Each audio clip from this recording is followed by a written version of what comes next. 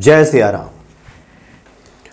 हनुमान जी की कृपा से इस जगत में कुछ भी असंभव नहीं है।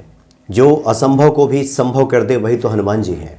और हनुमान चालीसा पे हम लोग चर्चा कर रहे हैं जो कि सर्व फलदायी है। और हमारे सामने उपस्थित हैं आचार्य सुरसेन ब्रजवासी जी, जो कि काफ़ी अच्छे कथावाचक हैं, हनुमान जी के भक्त हैं। और इसके पहले वाले कार्यक्रम में काफ़ी अच्छी व्याख्या हनुमान चालीसा को लेकर के, हनुमान चालीसा क्या नहीं दे सकता हमें, आचार्य जी ने बताया है। आचार्य जी, आगे की कड़ी में पहले तो स्वागत है आपका। जी, जय श्री राम। जय श्री राम। आचार्य जी, आगे की कड़ी में आप आज क्या बताने चाह रहे हैं? आज हम लोग जैसे कल हमने जो पिछला हमारा एपिसोड था उसमें हमने पहले दोहे की व्याख्या की थी। आज उसका नीचे वाला जो दोहा है उसकी हम लोग व्याख्या करते हैं, उस पर चर्चा करते हैं कि बुद्धिहीन तनु जानिके सुमिरहु पवन कुमार, बल बुद्धि विद्या देहु मोहि हरहु कलेश विकार। तो सर्वप्रथम बाबा तुलसीदास जी कहते हैं कि बुद्धिहीन, वो कहते हैं कि मैं बुद्धिहीन हूं। आज की दुनिया में आपको कोई ऐसा प्राणी नहीं मिलेगा जो ये कहे मैं बुद्धिहीन हूं। हर आदमी कहता है हाँ, मुझसे ज्यादा बुद्धिमान नहीं है कोई। और आप गलती से भी किसी से कहते हैं कि तुम तो बुद्धिहीन हो, तुरंत भड़क जाएगा। अरे मुझे बुद्धिहीन कहते हो, तुम बुद्धिहीन, तुम्हारे घर वाले बुद्धिहीन। लेकिन बाबा कहते हैं कि नहीं नहीं भैया, मैं बुद्धिहीन हूं, और ऐसा बुद्धिहीन हूं जिसे कुछ भी ज्ञान नहीं है। और ये बाबा नहीं कहते, संतों की प्रवृत्ति है। आप सूरदास जी को देखिए, वो पद गाते समय कहते हैं कि मौसम कौन कुटिल खल कामी। सूरदास जी भी कहते हैं प्रभु मुझसे ज्यादा खल कुटिल कामी कोई दूसरा नहीं है। उसी तरह से बाबा यहां पर करे कि बुद्धिहीन तनु जान के, मैं तो निरा बुद्धिहीन हूं, मेरे अंदर बुद्धि नहीं है। तनु जान के, बुद्धिहीन तनु जान के, तनु जाने का कहने का भाव क्या है? जो केवल तन को जानते हैं। दूसरा भाव इसका यह है कि बुद्धिहीन तनु जान के, बुद्धिहीन बाबा कहते हैं वो लोग हैं जो केवल तन को ही समझते हैं कि जो भी हूं मैं हूं। आज मेरे अंदर ताकत है तो मैं सबसे बड़ा बलशाली हूं, मुझसे दूसरा बड़ा कोई नहीं है। जो बल में मदांध हो जाते हैं, बाबा कहते हैं जो केवल तन के सौंदर्य को देखते हैं है, वो क्या है? वो भी बुद्धिहीन है। उनसे बड़ा बुद्धिहीन कोई दूसरा नहीं है। जो केवल अपने तन को ही महत्ता देता है, जो केवल अपने तन को ही श्रेष्ठ मानता है, या ये कहिए जो अपने आप से श्रेष्ठ दूसरा किसी को नहीं मानता, नहीं समझता, वो बुद्धिहीन है।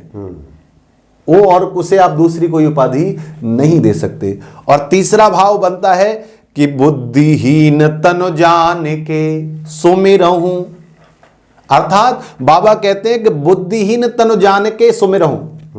आप अपने को, अपने मन को, अपने तन को बुद्धिहीन जान करके भगवान का सुमिरण करेंगे तो आपसे ज्यादा बढ़िया सुमिरण कोई दूसरा नहीं कर सकता। आप हनुमत सुमिरण कर रहे हैं तो आपको बुद्धिहीन मानिए, अपने आप को अज्ञानी मानिए, अपने तन के ज्ञान को भुला दीजिए और तब सुमिरण करिए, आपको उसका लाख गुना फल मिलेगा।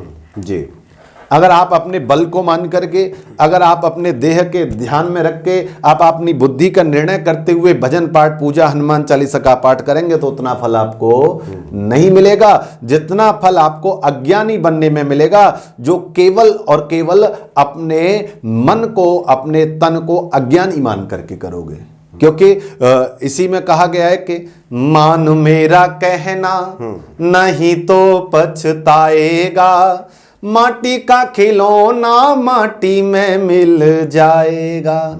आप बाबा का कहना मान लीजिए, नहीं तो ये प्यारे ये तन जो मिला है ना, आज तो सबको दिखाई दे रहा, लेकिन एक दिन ऐसा भी होगा जिनको दिखाई दे रहा है वही कहेंगे भैया जल्दी करो इसको ले चल, क्योंकि इस तन की कोई महत्ता नहीं है। इसलिए बुद्धिहीन तन जान के सुमिरहु पवन कुमार। बाबा कहते हैं कि आपको सुमिरण करना है तो वो किसका करना है? पवन कुमार का। यहां पर शंकर नहीं कहा गया, यहां पर केसरी नंदन नहीं कहा गया, यहां पर बाबा कहते हैं पवन कुमार। हनुमान जी के तीन पिताजी के बारे में आप सब जानते हैं, शंकर, सुवन, केसरी, नंदन और पवन तनय बल पवन समाना। तो ये तीनों नाम जगत प्रसिद्ध हैं। लेकिन जब हनुमान जी से पूछा गया कि भाई आपके पिताजी का नाम क्या है, आप अपने पिताजी का नाम बताइए, तो हनुमान जी ने यही कहा कि मारुत सुत में कपि हनुमाना, और नाम मोर सुन कृपा निधाना।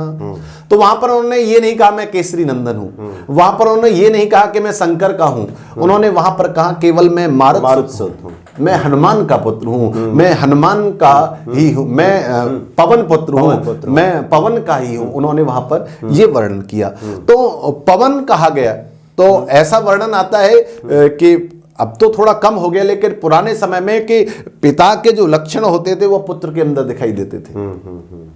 तो पवन तनय कहा गया। तो पवन के लक्षण क्या हैं? पवन के 3 लक्षण बड़े ही जगत प्रसिद्ध हैं मनोज जी। तो उसमें से जो पहला लक्षण है पवन का, वो क्या है कि पवन के अंदर बल होता है, ताकत होती है। पवन जब साधारण स्वरूप से बह रहा है तो सबको आनंद दे रहा है, लेकिन वही पवन जब उग्र हो जाता है, जब तूफान और बवंडर बन करके, आंधियां बन करके आता है, बड़ी बड़ी बिल्डिंगें धराशायी हो जाते हैं, बड़े बड़े भवन धराशायी हो जाते हैं, बड़े बड़े दरकत वृक्ष जिनकी आप संभावना नहीं कर सकते वो भी उखड़ जाते हैं। तो ये कब होता है? जब पवन का उग्र रूप होता है, ये पवन की ताकत है। तो आप वो कहते हैं कि पहला जो स्वरूप है पवन का वो क्या है? बल, ताकत। तो हनुमान जी को आप देखें तो अतुलित बल धामम है, उनके जैसा कोई बलशाली नहीं है। और जिस समय लंका के पार जाने की बात चल रही थी तो सब वानर एकत्रित थे। कोई कह रहा मैं 1 कोस जा सकता हूं, कोई कहता 1 योजन चला जाऊं, कोई कहता 4 योजन, 10 योजन। अंगद ने कहा मैं चला तो जाऊंगा लेकिन लौटने में संशय है। हाँ, तो लेकिन हनुमान जी कुछ नहीं बोले। क्यों नहीं बोले? कि जिस व्यक्ति के अंदर बल होता है ना वो शांत रहता है। क्योंकि अगर बलवान व्यक्ति अशांत रहेगा तो वो तो तहस नहस कर देगा, उग्र रूप धारण कर लेगा। पवन हमेशा शांत रहती है, कभी कभी उग्र होती है। अगर हर समय उग्र रहेगी तो जीवन कैसे चलेगा? तो उसी तरह से हनुमान जी शांत हैं।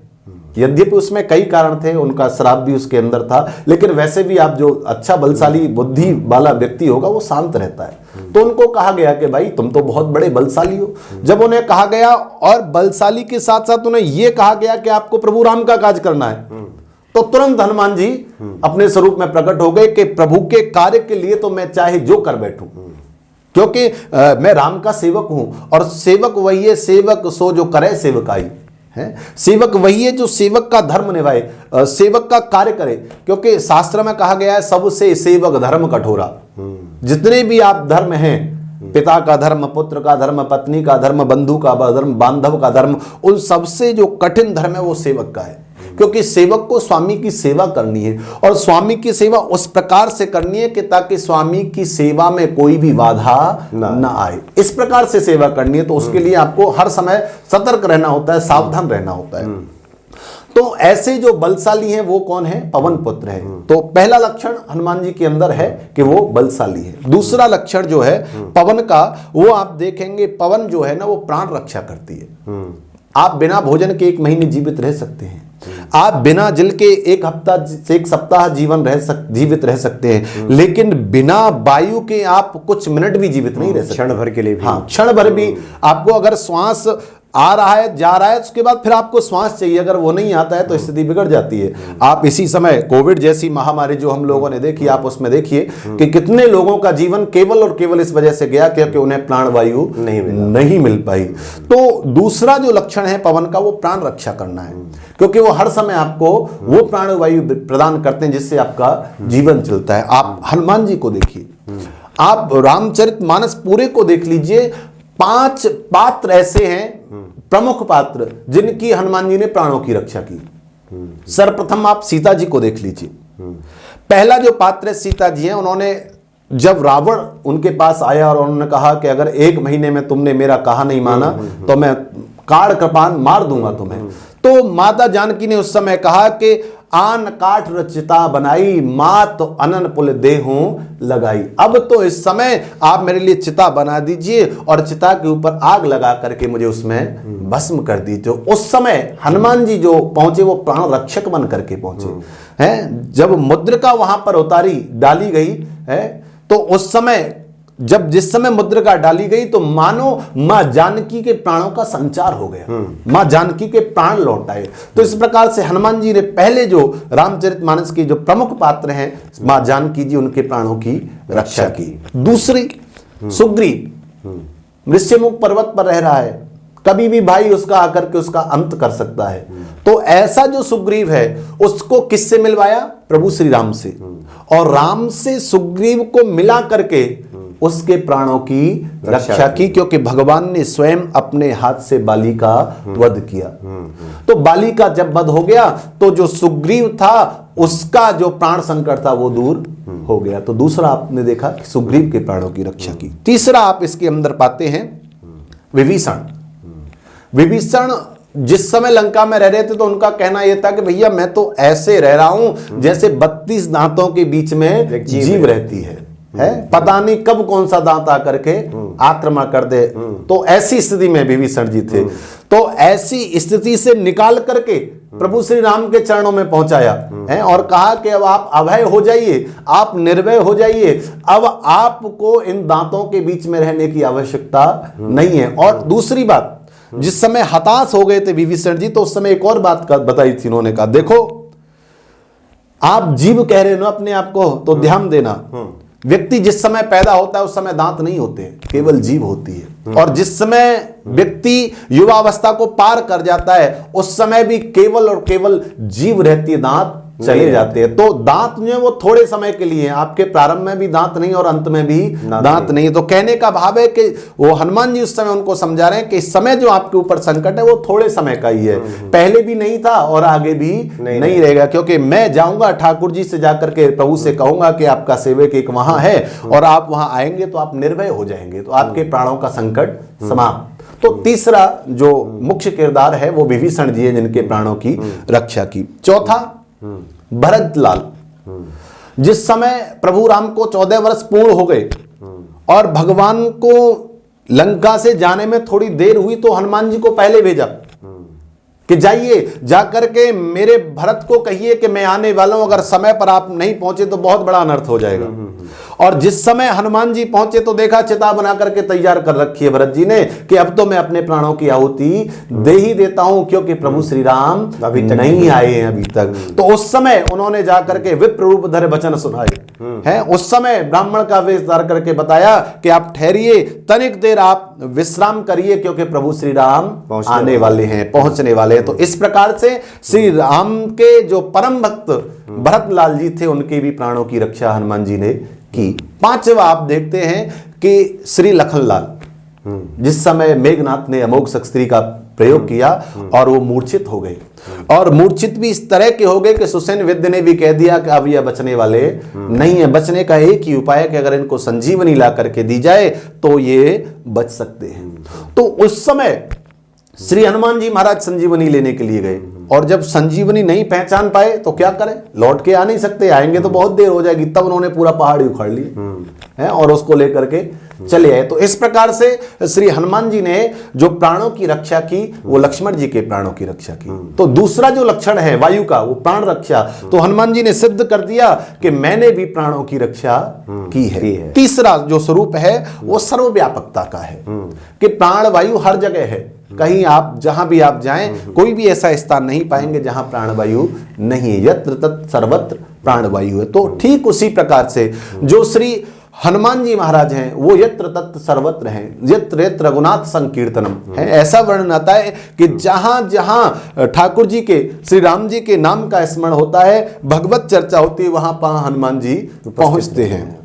अगर आप मान लीजिए कि इस शहर के अंदर 10 जगह भगवत चर्चा हो रही तो हनुमान जी महाराज 10 जगह पहुंचेंगे। आप और हम किसी एक जगह जा सकते हैं, क्योंकि एक समय में ही सारे कार्यक्रम हैं, तो आप एक जगह जाकर के उपस्थित दर्ज करा सकते हैं। लेकिन हनुमान जी की सर्वव्यापकता है कि वो जितने स्थान पर भगवत नाम का संकीर्तन या नाम का स्मरण होता है उतने स्थान पर पहुंचते हैं और जाकर के प्रभु नाम को श्रवण करते हैं।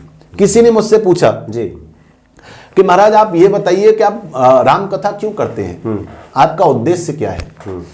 तो मैंने उनसे कहा कि देखो भैया, जिस समय प्रभु श्री राम इस जगत से विदा हो रहे थे उस समय हनुमान जी ने पूछा प्रभु मेरे लिए क्या आज्ञा है, आप मुझे बताइए कि मेरा क्रम आगे क्या करना है जी, तो मुझे कब तक इस जगत में रहना है। तो उस समय प्रभु श्री राम ने कहा था हनुमान जब तक मेरी कथा इस जगत में रहे तब तक तुम्हें इस जगत में रहना है।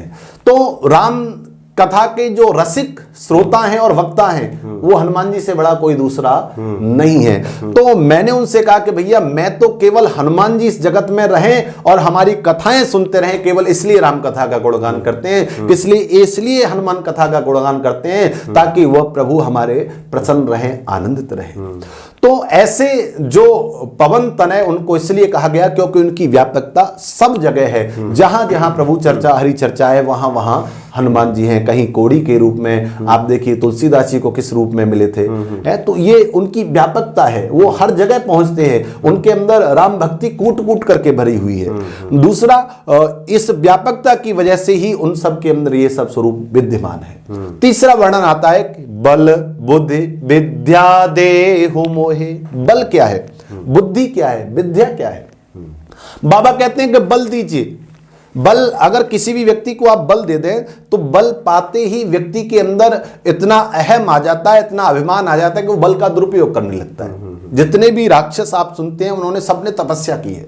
बिना तपस्या के किसी को भी कोई भी बल नहीं प्राप्त नहीं हुआ। हाँ, जो बल मिला, जो भी उनके अंदर सामर्थ्य है, जो भी शक्ति है, वो सब पुरुषार्थ उन्होंने किया तपस्या का, तप का। बिना तप के कोई ऐसा राक्षस नहीं जिसे बल मिला हो। तपस्या प्राप्त करने के बाद उन्होंने स्वरूप को प्रकट किया है, उस बल का दुरुपयोग किया है, इसलिए राक्षस कहलाए। आप बल का सदुपयोग कहेंगे तो आप महापुरुष कहलाओगे, आप बल का दुरुपयोग करोगे तो आप राक्षस कहलाओगे। तो इन्होंने बल का दुरुपयोग किया, इसलिए इनको राक्षस कहा गया। तो हनुमान जी कहते हैं कि बल तो देना, लेकिन बल के साथ में बुद्धि भी देना, क्योंकि बुद्धि होगी तो ही तो सही होगा। अगर बुद्धि का आप सदुपयोग नहीं करेंगे, बुद्धि का आप दुरुपयोग करेंगे तो आप बल के अंधे होकर के और लोगों पर अत्याचार करेंगे। जो निर्बल लोग हैं उन पर आप अपना रौब दिखाएंगे, उनके ऊपर अत्याचार करेंगे। इसलिए बाबा कहते हैं कि महाराज बल तो देना, लेकिन बल के साथ में मुझे बुद्धि भी देना ताकि मैं बल का सदुपयोग कर सकूं। और हनुमान जी जो बल मांग रहे हैं बाबा, वो ये शरीर का बल नहीं मांग रहे हैं, वो आत्मबल मांग रहे हैं, ताकि मैं जिस क्रम को आगे बढ़ा रहा हूं, मैं जिस रचना को आगे बढ़ा रहा हूं, उस रचना को मैं कर सकूं। उसमें आत्मबल चाहिए और मेरी बुद्धि भी चाहिए। और तीसरा कहते हैं कि बल बुद्धि विद्या। विद्या क्या है? देखिए, बल और बुद्धि आपको संसार में रहने के लिए चाहिए। आपको संसार में रहना तो आपको बल भी चाहिए और आपको बुद्धि भी चाहिए। लेकिन विद्या क्या है? बाबा कहते हैं कि सा विद्या व मुमुक्तये। शास्त्र कहा जाता है कि विद्या वो है जो आपको मुक्ति दिला दे, ज्ञान वो है जो आपको इस संसार से मुक्त कर दे, वो परम ज्ञान है। तो इसलिए बाबा कहते हैं कि मुझे संसार के बंधन में नहीं बंधना है, मुझे संसार के किसी एक पुरुषार्थ में बन करके नहीं रहना है, मुझे संसार से परे जाना है, संसार से ऊपर जाना है। तो उसके लिए मुझे आप बल बुद्ध और विद्या तीनों की तीनों दीजिए। विद्या होगी तो आपको संसार सागर से पार ले जाएगी, ज्ञान होगा तो आप संसार सागर को पार कर सकते हैं। उसके बाद बाबा कहते हैं कि हरहु कलेश विकार। कहते हैं बाबा मेरे क्लेशों का हरण कर लीजिए। अच्छा, ये आप ध्यान देने वाली बात है, उन्होंने ले देने के लिए नहीं कहा, उन्होंने कहा हरण कर लीजिए, हरण कीजिए, है हरहु क्लेश। हाँ, हरहु क्लेश विकार। तो हरण कब करना होता है? बाबा कहते हैं कि मैं साधारण स्वरूप से आपको दे नहीं पाऊंगा, क्योंकि क्लेश और विकार इतने मेरे साथ हावी हैं, इतने मुझसे चिपके हुए हैं कि मैं चाह करके भी दे नहीं पाऊंगा। इसलिए आप तो इनका हरण कर लीजिए, आप इनको मुझसे छीन लीजिए, हरण कर लीजिए। तो क्लेश क्या है? यहां पर जो क्लेश बताए गए हैं वो 5 प्रकार के क्लेश होते हैं जीवन के अंदर, जो हर व्यक्ति के साथ में होते हैं। 5 क्लेश क्या है? सबसे पहले अविद्या, संसार के नाशवान होने वाली चीजों को भी अपना मान लेना। जो ये भूल है यही अविद्या है। पता है कि हमें ये संसार की वस्तु हमारे पास नहीं रहने वाली है और नहीं हमारे साथ जाने वाली है, उसके बाद भी हमने उसको अपना मान रखा है, यही सबसे बड़ी अविद्या है। तो ये सबसे बड़ा जो क्लेश है वो ये है, इसे आप दे नहीं सकते, इसको छीना ही जा सकता है। दूसरा जो क्लेश है वो है अस्मिता। अस्मिता कहते हैं मैंपन को, मैं, मेरा घर, मेरी दुकान, मेरा परिवार, मेरा व्यापार, मेरा ये, मेरा वो। तो ये मैं मेरा जो है इसे आप छोड़ नहीं सकते चाह करके भी। आप 10 लोगों में बैठेंगे तब भी यही कहेंगे कि मैंने ये किया, मेरा वो है, मेरा ऐसे है। तो गोस्वामी जी कहते हैं कि इस मैंपन जो है, मेरी जो अस्मिता है, उसे भी आप हरण कीजिए। तो पहला हो गया अविद्या, दूसरा हो गया अस्मिता, तीसरा आता है राग। राग से आप सब लोग परिचित हैं, जो संसार की वस्तुओं के प्रति आपके मन में प्रेम जगा दे। हैं, जिनका आपके साथ अटैचमेंट करा दे, जिनके साथ आपका लगाव करा दे, उसी को राग कहते हैं, जिनके साथ आप न चाहते हुए भी जुड़े हुए हैं, वो राग है। तीसरा हो गया। चौथा आता है क्लेश। क्लेश क्या है कि जो वस्तुएं आपको दुख दे रही हैं उनके प्रति आपके अंदर द्वेष पैदा हो जाता है। द्वेष की जो भावना है, क्लेश की जो भावना है, ये जो है यही आपके अंदर द्वेष पैदा करती है, और ये चौथा आपका क्लेश है। पांचवा है अग्निवेश। यह क्या है कि जीने की इच्छा का बना रहना और जीने की। एक तो ये है कि आपकी आयु हो गई, 90 वर्ष हो गई, अब आपको लगता है कि नहीं जाना चाहिए, लेकिन आपको दुनिया में कोई ऐसा आदमी नहीं मिलेगा जो साधारण स्वरूप में जो ये कहे कि नहीं नहीं अब मैं चला जाऊंगा। है, हर व्यक्ति से पूछो 90 साल के आदमी से, बाबा जाओगे क्या? नहीं नहीं भैया, अभी पोते की शादी हो जाए उसके बाद जाऊंगा। है, कोई जाने के लिए नहीं कहता। इसमें मैं एक छोटा सा दृष्टांत बता देता हूं आपको। एक कोई माता जी थी बुढ़िया, उनकी बहू बहुत झगड़ा करती थी उनसे, और उनको डेली लकड़ी लाने के लिए भेजती थी कि जंगल से जाओ लकड़ी लाओ और उनसे धन अर्जन करना है। तो मैया जब बुढ़िया लकड़ी लेने के लिए जाती तो रोज चिल्लाती थी जोर जोर से, अरे मुझे तो मौत भी नहीं आती, मौत आ जाए तो मैं तो उसके साथ चली जाऊं, हे भगवान मुझे मौत क्यों नहीं आती। तो एक दिन यमराज ने सोचा कि भाई ये रोज रोज बुलाती, इसके पास चले जाओ। तो यमदूत पहुंच गए, तो उन्होंने देखा क्या हुआ, आप कौन है कि हम मौत हैं, आप रोज रोज बुलाती हो हमें तो हम आ गए। तो उसने देखा और एकदम से वो सटपटा गई कि अब क्या करना चाहिए। तो उन्होंने कहा, अरे भैया मैं इसलिए नहीं बुला रही थी, ये लकड़ी का गट्ठर ज्यादा भारी हो गया, इसे उठवाने के लिए बुला रही थी कि आप इसलिए आ जाइए। तो ये जो स्थिति है कि और हम जिए, जितना है उसमें और हमारा बढ़ जाए, ये जो स्थिति है ये हमारा पांचवा क्लेश है। तो ये 5 क्लेश हो गए, और 6 विकार शास्त्रों में बताए गए। वो 6 विकार क्या है आप उन्हें सुन लीजिए। 6 विकार है। सबसे पहला है काम।